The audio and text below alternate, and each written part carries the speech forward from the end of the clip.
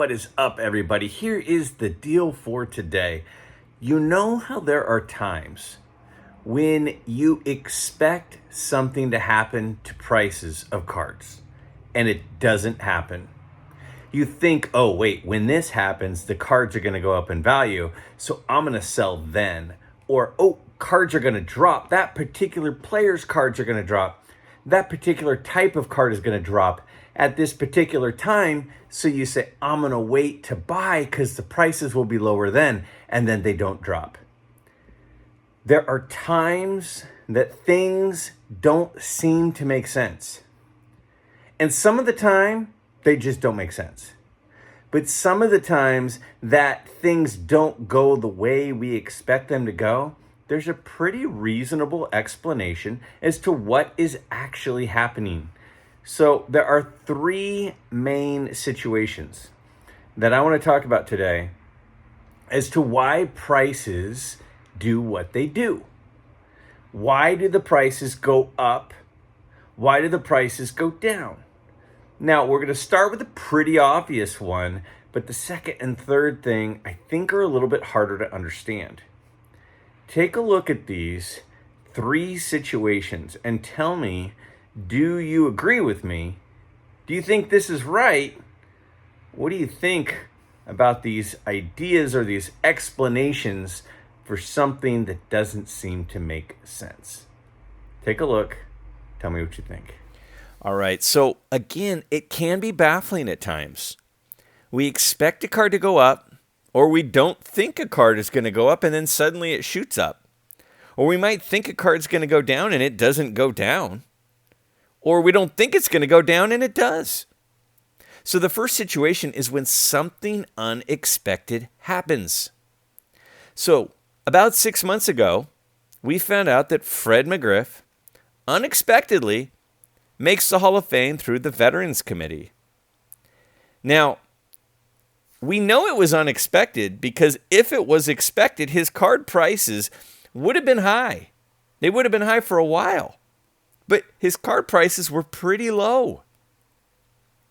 If we look at these recent auction sales from about 6 months ago, you can see down below what his cards were selling for before it was announced that he was being inducted to the Hall of Fame. And then we have the Hall of Fame line. And the Hall of Fame line is when it was announced. And above the Hall of Fame line are what the prices went to right after he was elected to the Hall of Fame, or right after it was announced that he had made the Hall of Fame. Now, if we knew he was going in, his cards wouldn't have spiked right then. They would have been higher earlier. But it was somewhat of a surprise that suddenly the Veterans Committee inducts him. And now if we look at this page, this shows the following months after the fact. And you'll see by looking at the prices, which again are in that same column toward the left, the prices continued to be. All right, so that one we understand. That one's pretty clear, right?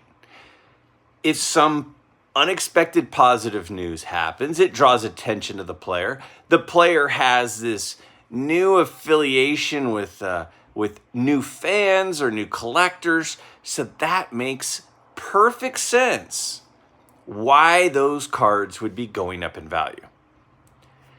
The question for the next one is a little bit more complicated.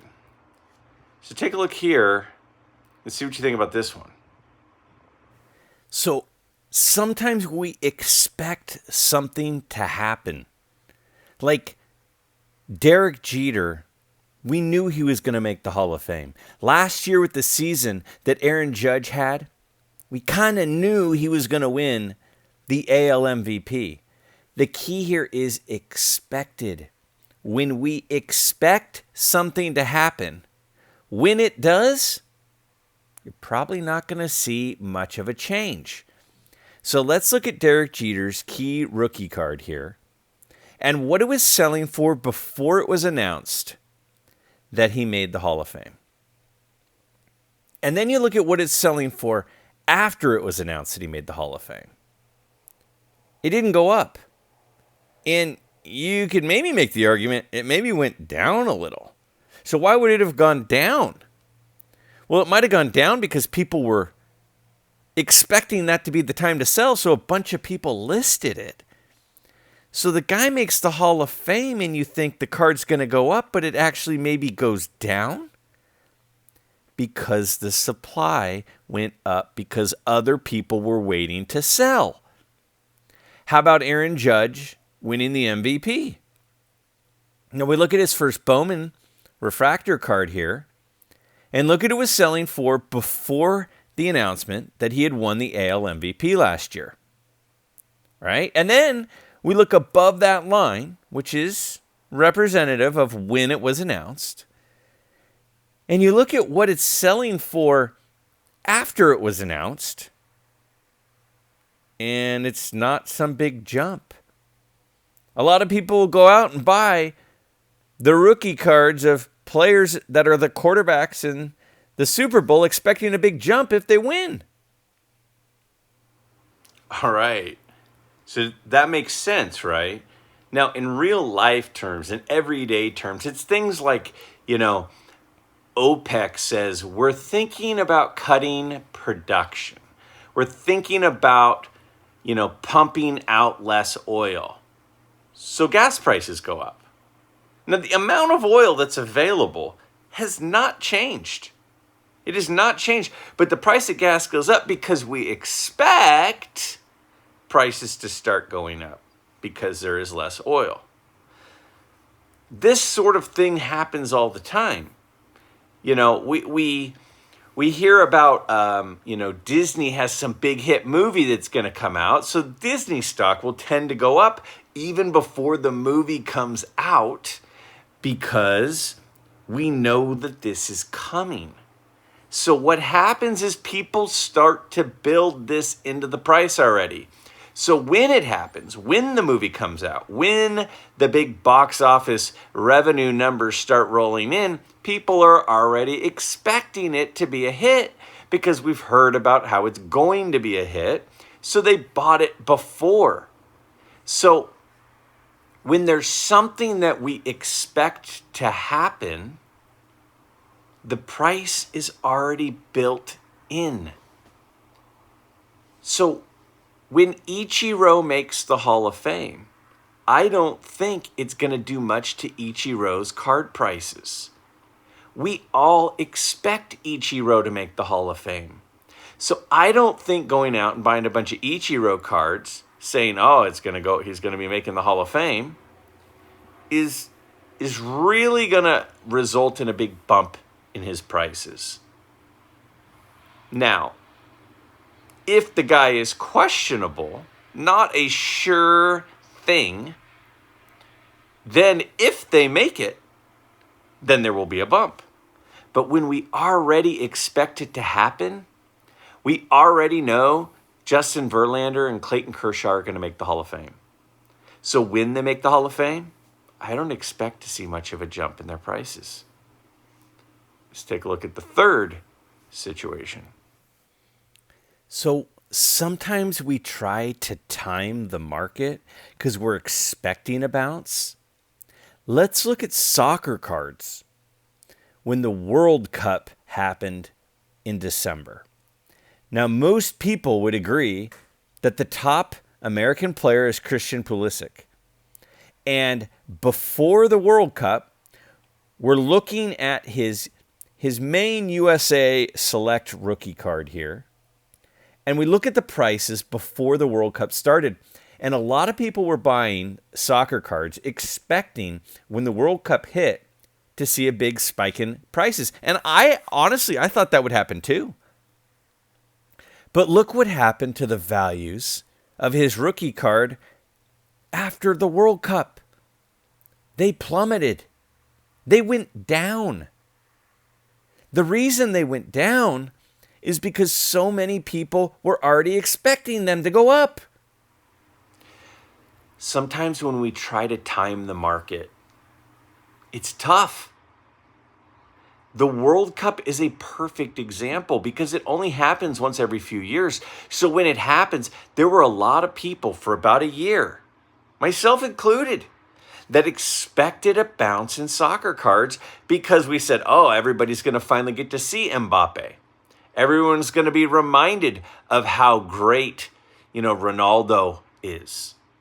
Or insert the name of whichever player, And when you look at that, if a lot of people are thinking the same thing and a lot of people are buying cards knowing that this is coming, because we do know when the World Cup is coming.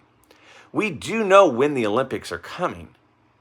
So what people will do is they'll buy stuff up, waiting until that moment. And if a lot of people do that, and a lot of people list at the same time, they flood the market with that player. And when you flood the market with that player, the prices are not going to shoot up as long as the supply jumps more than that demand. So even when demand goes up, like during the World Cup, there's no doubt more people were watching soccer. There's no doubt more people were interested in soccer. No doubt people were more interested in soccer cards. But if you looked at the number of cards being listed during the World Cup, it was out of control. The supply went up way more than that demand.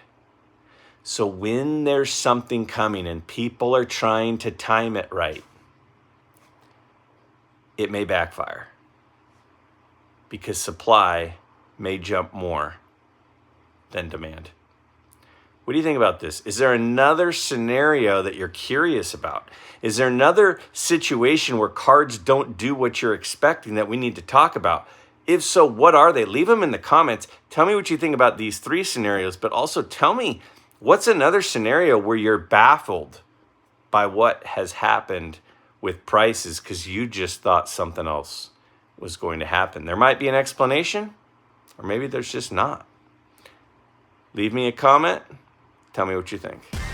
Even if you're not a modern collector, this can be applied to vintage cards as well. The same concept of what we expect to happen and what we are surprised by.